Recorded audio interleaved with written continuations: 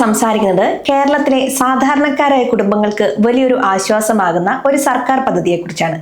പേര് ആരോഗ്യകിരണം.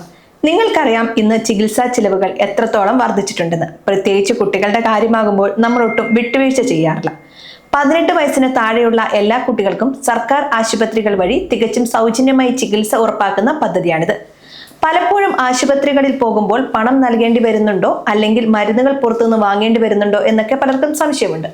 ആ സംശയങ്ങൾക്കെല്ലാം ഈ വീഡിയോയിലൂടെ നമ്മൾ മറുപടി നൽകുന്നു. അതുകൊണ്ട് ഈ വീഡിയോ മുഴുവനായും കാണുക.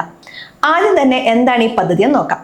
നമ്മുടെ നാട്ടിലെ സർക്കാർ ആശുപത്രികളിൽ ചികിത്സയ്ക്കെത്തുന്ന കുട്ടികൾക്ക് ഒരൊറ്റ രൂപ പോലും ചെലവില്ലാതെ ചികിത്സ ലഭ്യമാക്കുക എന്നതാണ് ആരോഗ്യകിരണം കൊണ്ട് ഉദ്ദേശിക്കുന്നത്.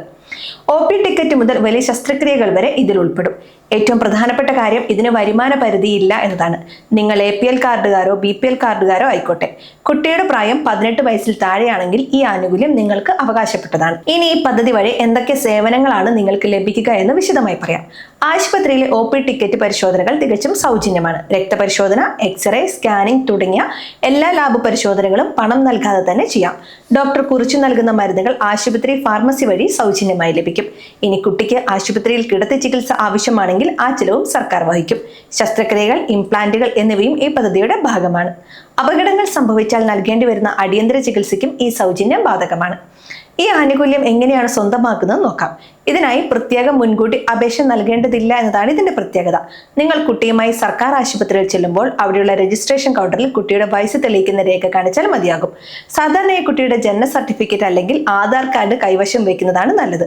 ഇത് കാണിച്ച് കുട്ടിയുടെ പേരിൽ ഒരു OP ടിക്കറ്റ് എടുക്കുമ്പോൾ തന്നെ ആ കുട്ടി ആരോഗ്യകിരണം പദ്ധതിയുടെ പരിധിയിൽ വരും. അവിടെയുള്ള ഡോക്ടർമാർ മരുന്നുകളും പരിശോധനകളും എഴുതുമ്പോൾ അത് ആരോഗ്യകിരണം വഴിയാണെന്ന് പ്രത്യേകം രേഖപ്പെടുത്തും. പലർക്കും പറ്റുന്ന ചില അബദ്ധങ്ങൾ ഇനി പറയാം. ചിലർ കരുതാറുള്ളത് ഇത് വലിയ സ്വകാര്യ ആശുപത്രികളിൽ കിട്ടുമെന്നാണ്. എന്നാൽ ഇത് സർക്കാർ ആശുപത്രികളിൽ മാത്രമേ ലഭ്യമാകൂ. അതുപോലെ തന്നെ മരുന്നുകൾ ഫാർമസിയിൽ ഇല്ല എന്ന് പറഞ്ഞ് ചിലപ്പോൾ പുറത്തുനിന്ന് വാങ്ങാൻ ആളുകൾ നിർബന്ധിതരാകാറുണ്ട്. അങ്ങനെയുള്ള സാഹചര്യങ്ങളിൽ ആശുപത്രി അധികൃതരുമായി സംസാരിക്കുക. അവർക്ക് മറ്റു ഫണ്ടുകൾ ഉപയോഗിച്ച് ആ മരുന്ന് വാങ്ങി നൽകാൻ അധികാരമുണ്ട്. പ്രധാനമായും മറ്റൊരു കാര്യം ശ്രദ്ധിക്കേണ്ടത് 2026 പുതിയ നിയമപ്രകാരം പല സേവനങ്ങളും ഇപ്പോൾ e-ഹെൽത്ത് സംവിധാനത്തിലേക്ക് മാറിയിട്ടുണ്ട്.